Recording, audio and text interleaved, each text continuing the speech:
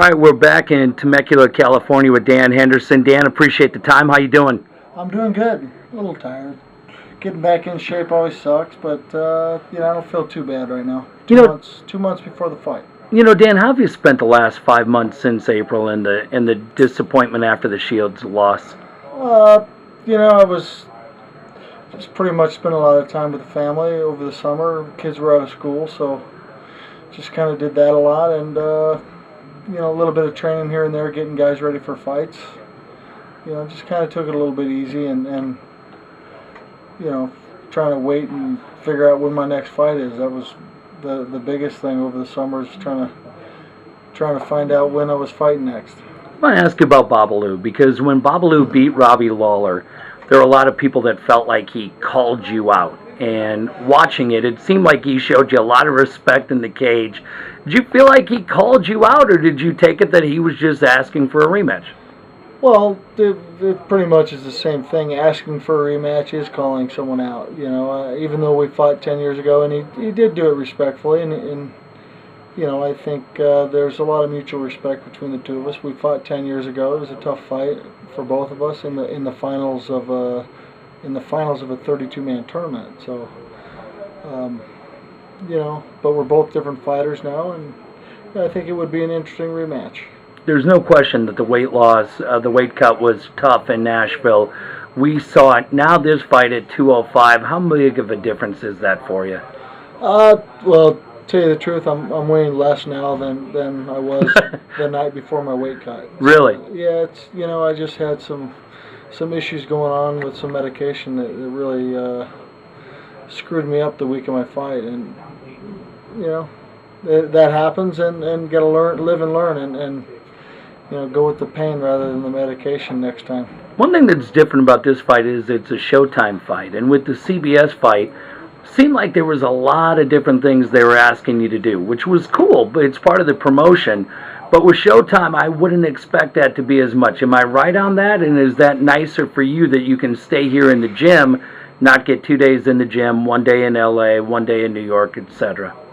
Well, there'll probably be quite a bit of media stuff, but it'll probably hopefully be mostly here at the gym instead of having to travel somewhere. I don't know yet. They're still putting together that whole media plan for this fight, but I think they'll do probably a good job, and I'm excited to be on Showtime. You're 40 now. How much longer do you see yourself doing this? How old am I? You are 40 years old, 40 Dan. years old. Yeah, I don't know. I feel good. I feel like I can still handle these guys, and it'd be one thing if I was old and slow and reaction times were way down and I sucked, but I feel like I've got quite a bit of experience, and it's definitely an experienced sport. Coming back in here, being in the gym, being with the guys, we got great stuff of you sparring today, which we'll put up on clinchgear.com. Let's get the one me gotten kicked in the balls. I did. Herschel Walker got you good. That's up on the website. But is this kind of where you feel like you're at your home right here, training with these guys, the TQ guys? Is this really your favorite place to be? Yeah, this is where I prefer all my training camps. Went away to Big Bear once and just didn't enjoy it. It was too much focus on just the fight. I like distractions. I get in here and I do the work when it's practice time. And outside of practice, I like to relax and think about other things, and it really gives me a chance to do that here. And I'm around most of my guys, and it's a nice atmosphere. It's a good family feeling, and I just love being around all the fighters here at the gym, and not all of them can make it when I travel with the training camp. One thing's different about this gym, at least that I noticed, is Daniel, the Muay Thai coach, is here. You've seen a lot. You've fought a lot of big names, but what have you learned from him in your time working together?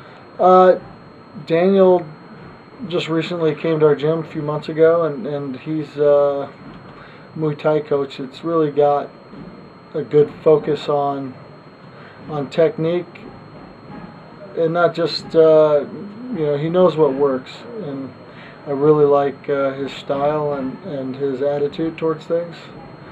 So he's going to be a very good asset and somebody that's a pleasure to be around. You know, I do Clinch Gear Radio with Stephen Quadros. We were talking. You were nice enough to join us on the first show. Quadros told a story before you came on. He said, when I first met Dan and we talked about him as a fighter, he said, Dan stopped me and said, whoa, I'm a wrestler. And he said, now you see the knockout power from Bisping to Vanderlei, just to name a few. How do you feel like you've changed the most as a fighter over the years? Well, just probably like every fighter that's been in it for a long time. Not every fighter, but most fighters, I should say, that have been in it a long time is just technically. Technically, I'm learning how to strike, how to defend, and apply submissions. So it's, and to use my background in wrestling to help me do better in MMA, just to see what works and what doesn't, and it's just a process of trial and error over the years with that, and it's been fun to learn new techniques. So at this point, about 8 weeks out, what are you working on? What's the most important thing to cover from, say, week 8 out to week 6 over the next 2 weeks? Over the next 2 weeks, just conditioning. Over the next 4 weeks, just conditioning. Mostly, I'm just working on my conditioning, making sure that I'm ready to go physically, and that's the biggest thing. Like I said, it's an experienced sport. I've got plenty of that, and you've mentioned that I'm 40 years old, so it's a little tougher to make sure I'm in good shape, and that's one thing that I'm focusing on. Dan, one thing that was exciting, it came out of a press conference a week ago today in St. Louis, is that Herschel Walker is now part of the Clinch Gear family. You look at Herschel Walker and what he's been able to do at the age of 48. Are you amazed by him? Yeah, he's just a phenomenal athlete. Made Olympic teams in track and field and in bobsled, and obviously he's mostly known for his NFL career, and